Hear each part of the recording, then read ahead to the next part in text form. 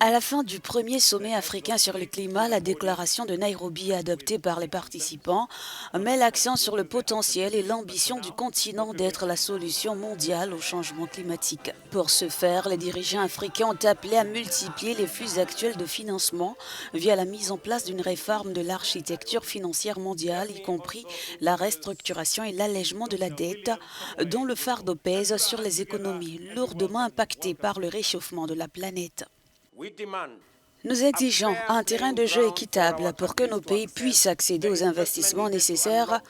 pour libérer le potentiel et le traduire en opportunités.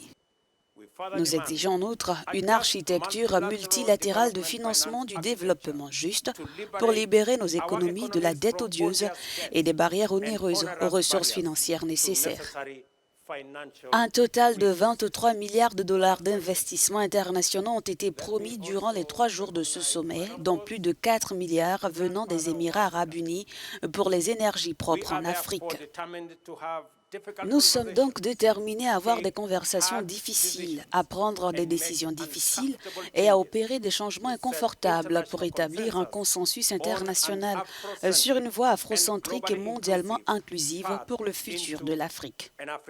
Plusieurs dirigeants du continent, mais aussi Antonio Guterres et l'Émirati Sultan Al-Jaber, ont appelé à une réforme du système financier international pour l'adapter aux exigences de la lutte contre le réchauffement climatique.